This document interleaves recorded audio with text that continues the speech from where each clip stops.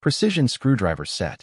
Modern smartphones are assembled with screws so small they are almost invisible to the naked eye. A precision screwdriver set gives technicians access to those tiny fasteners without damaging the phone's frame or internal components. Different manufacturers use different screw types. Apple devices commonly rely on pentalobe screws, while many Android phones use Phillips, Torx, or tri-point designs.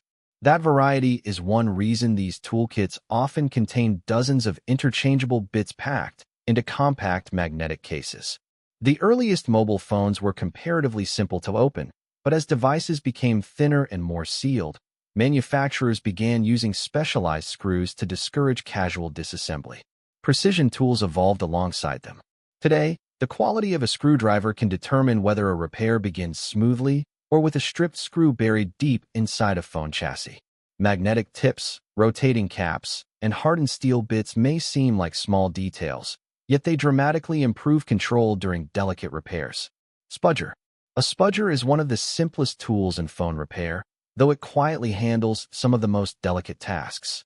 Usually made from plastic or nylon, it allows technicians to disconnect ribbon cables, lift connectors, and separate glued components without conducting electricity.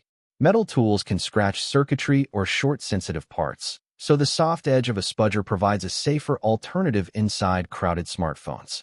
As phones became more compact, manufacturers replaced removable connectors with tightly packed flex cables that snap into place under light pressure. Fingers alone are often too large to reach them safely. The spudger became essential partly because modern repair work demands precision measured in millimeters. In many workshops, worn-out spudgers pile up quickly, their edges rounded from countless battery removals and screen separations. Pry tools. Pry tools are designed to open devices that were never meant to come apart easily. Thin plastic picks slide between a phone's frame and display, cutting through adhesive that holds the device together. Metal pry tools exist as well, though they require careful handling because a single slip can crack glass or puncture a battery. The widespread use of adhesive changed phone repair entirely. Earlier phones relied more on clips and screws, making them relatively straightforward to disassemble. Waterproofing standards and slimmer designs pushed manufacturers toward stronger glues, especially around screens and rear panels. Pry tools adapted to that shift. Their shapes became thinner, more flexible, and specialized for tight corners where traditional tools could no longer fit.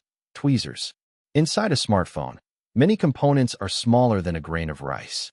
Tweezers allow technicians to handle screws, connectors, shielding plates, and microscopic electronic parts with steady precision. Straight tweezers are useful for general handling, while curved versions help reach awkward angles near the motherboard. Repair technicians often develop personal preferences for certain tweezer styles because balance and grip matter more than they appear to outsiders. In advanced board repair, anti-magnetic and heat-resistant tweezers become especially important. They can safely hold components during soldering work where ordinary tools would either attract metal debris or transfer excessive heat into sensitive circuitry. Heat gun. Smartphones rely heavily on adhesive, and heat is the safest way to soften it. A heat gun directs controlled hot air onto the edges of a phone, loosening glue so screens and batteries can be removed with less force. Too little heat leaves the adhesive rigid. Too much can discolor displays, damage plastic frames, or overheat internal components. In earlier repair shops, technicians often improvised with hair dryers or uncontrolled heating tools. Modern heat guns are more refined, allowing temperature adjustments that suit specific repair jobs. OLED displays, for example, require more caution than older LCD panels because they are thinner and more sensitive to thermal stress. Skilled technicians learn to judge temperature not just by numbers, but by experience and timing. Soldering station. Not all phone problems can be solved by replacing parts.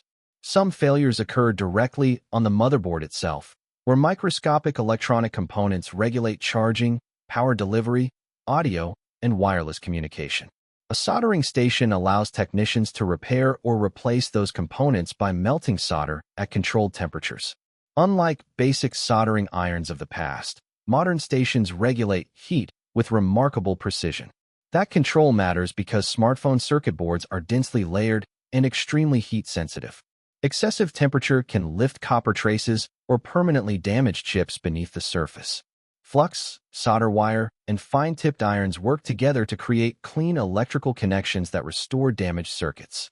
Soldering in consumer electronics became far more challenging as phones shrank over the years. Early mobile devices used larger components that were relatively forgiving. Today, many parts are barely visible without magnification, requiring steadier hands and more advanced equipment than ever before. Digital multimeter. A multimeter measures voltage, resistance, and electrical continuity. In phone repair, it acts almost like a diagnostic compass, helping technicians trace faults through a maze of miniature circuits. When a phone refuses to charge or suddenly loses power, the multimeter helps determine whether electricity is reaching the correct areas of the board. Continuity mode is especially important because it detects broken pathways and short circuits. A subtle beep from the device can reveal whether a component is functioning properly or whether electricity is escaping where it should not. Skilled technicians often spend more time diagnosing than repairing, and the multimeter remains one of the most trusted tools in that process. DC power supply. A DC power supply replaces a phone battery with a stable external source of power. By monitoring current draw during startup, technicians can observe how the device behaves electrically even before it fully turns on. Sudden spikes or abnormal power consumption often point directly toward damaged components on the motherboard. This tool became increasingly valuable as smartphone batteries grew harder to remove. Instead of constantly swapping batteries during testing, technicians can power devices directly while watching real-time electrical behavior. In many advanced repairs, the current reading itself tells a story. A phone drawing almost no power may have a broken power circuit, while one drawing excessive current could be suffering from a shorted capacitor or failed integrated circuit. Microscope. Modern smartphone components are so small that many repairs cannot be performed accurately with the naked eye. A microscope magnifies motherboard details, solder joints, and chip connections that would otherwise appear almost invisible. Under magnification, technicians can inspect corrosion, cracked solder joints, or damage traces with extraordinary precision. The rise of micro-soldering transformed phone repair into something closer to electronics engineering. Earlier repair work focused mostly on replacing modules like screens or batteries. Today, highly skilled technicians repair individual chips and board-level faults inside devices that contain billions of transistors. The microscope became the bridge that made that level of precision possible in small repair workshops around the world.